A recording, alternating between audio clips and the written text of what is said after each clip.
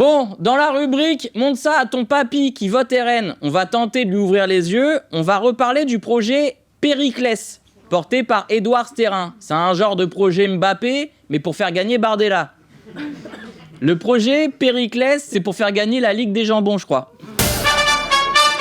Hakim Omiri en spectacle avec contexte. Hakim Omiri, des jeux, des mots, des jeux de mots. Comme ça. Ça faisait longtemps, bon. Il reste que des places en tournée au Maroc et tout ça, il n'y a plus rien à Paris. Voilà, faites vos jeux. Bon, Pierre-Édouard Sterrin, ici, c'est une sorte de Didier Deschamps, sauf que lui, c'est plus Didier l'Allemand. 22 préfectures. Ouais, 22 gilets jaunes. 22 manchots. 22 borniers. Bon, bref.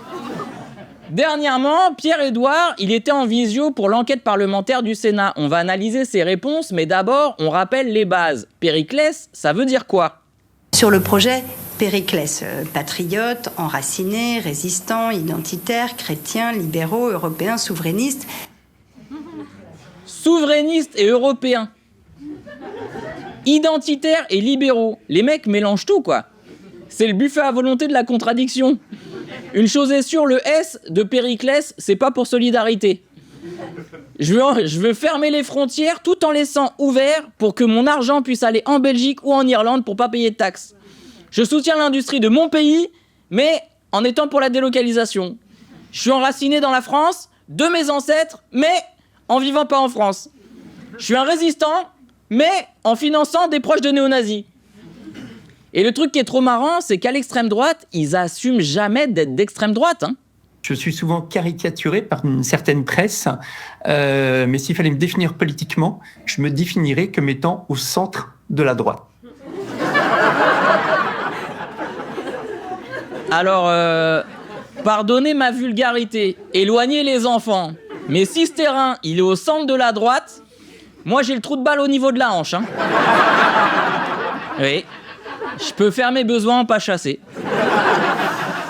En partant du bon côté, sinon ça s'annule, quoi.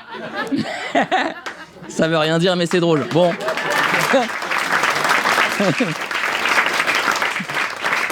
C'est drôle comme lui qui dit « je suis au centre de la droite », alors qu'il n'y a rien de plus à droite que le RN, qui a encore dû virer cette semaine un élu avec des tatouages nazis, quand même.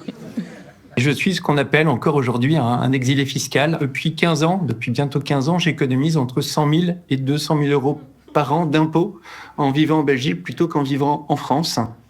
En France ? Là, c'est du miel, il y a tout. Le gars est contre l'immigration, alors que lui-même, c'est un immigré. C'est une sorte de Jean Messia. Il est contre ce qu'il est, quoi.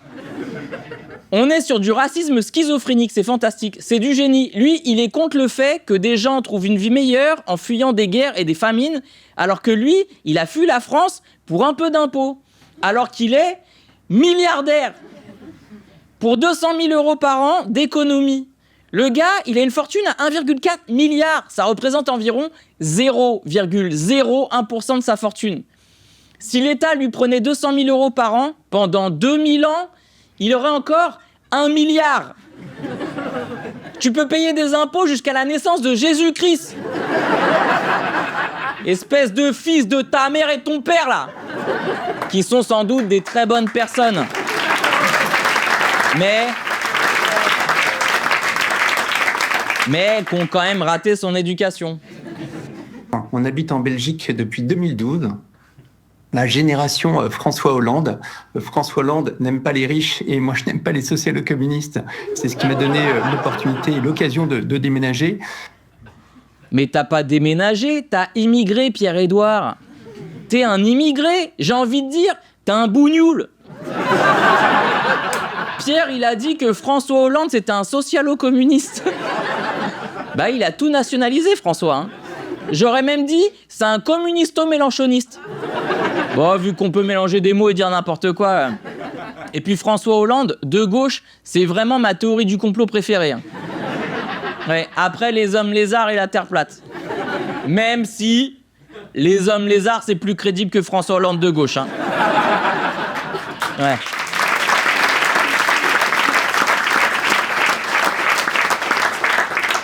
Les objectifs que nous portons sont de diffuser auprès du plus grand nombre les idées libérales conservatrices afin de permettre aux personnes convaincues de l'intérêt de ces idées de pouvoir ensuite voter en cohérence. En cohérence ?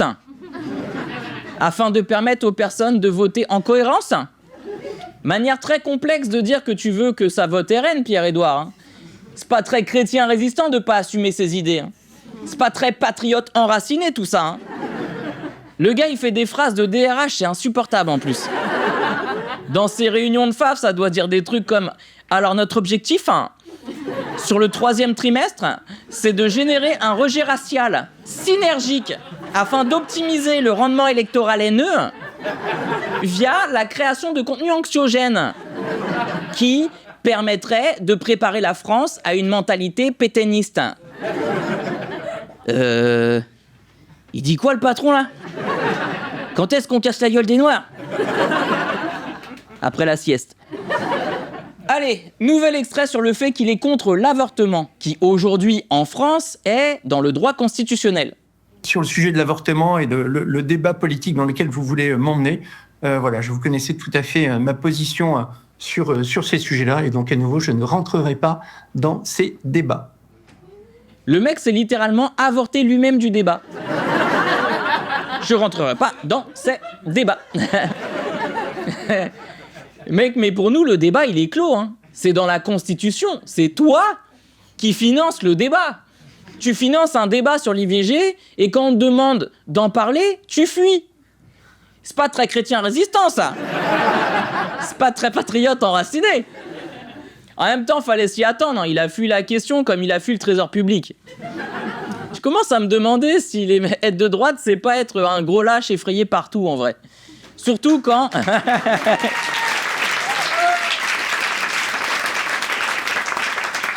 Surtout quand tu écoutes son parcours de vie, t'as l'impression d'écouter la backstory d'un méchant dans Marvel. Mon rêve, notamment suite à mes années très compliquées de scolarité, était de devenir milliardaire. Pourquoi ? Parce que étant nul à l'école, voilà, j'étais nul également en sport, enfin en gros j'étais nul en tout, et donc j'avais besoin de me construire un monde meilleur. Tout le monde se moquait de moi. J'étais nul en sport, nul à l'école. Du coup je suis devenu milliardaire. Pour me venger.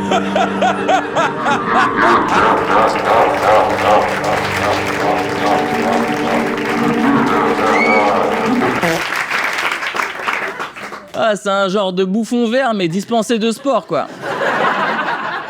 Et lui, son objectif, c'est faire gagner Bardella, mais écoutez de quoi il rêvait la nuit. Et au-delà de m'échapper dans les jeux vidéo, je m'échappais dans mes rêves, j'en avais deux. Le premier qui était de devenir champion du monde de tennis, voilà ce que je ne suis pas encore devenu. Et le deuxième qui était de devenir milliardaire. Donc il voulait devenir Roger Federer et il est devenu Roger Mindführer, là. Bordel. On a vraiment un méchant éclaté, quoi. Mais rien qu'à sa tête, on savait qu'il serait pas tennisman, hein. Ah, il avait plus de chances de se faire piquer par une araignée et de devenir Spider-Man que tennisman. Hein.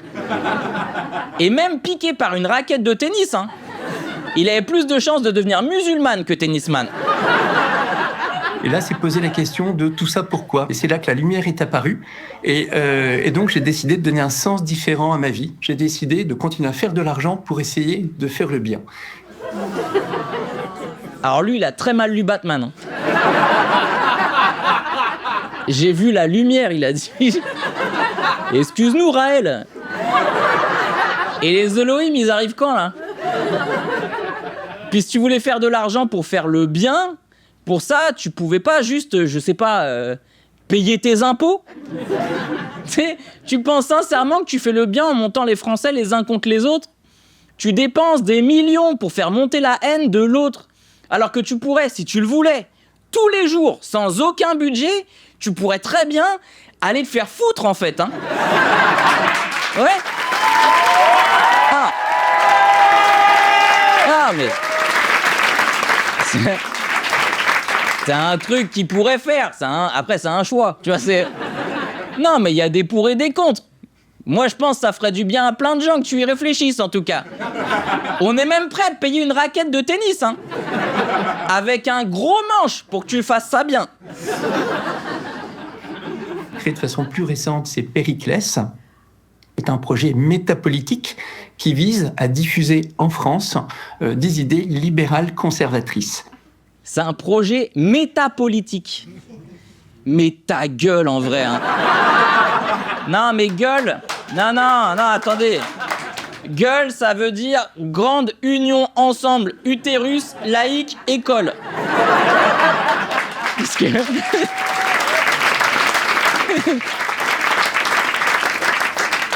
Est-ce que j'ai créé un acronyme pour lui dire ta gueule? Peut-être. Bon. T'as kiffé? Alors prends ta place pour mon spectacle ou la riposte, les liens sont dans ma bio.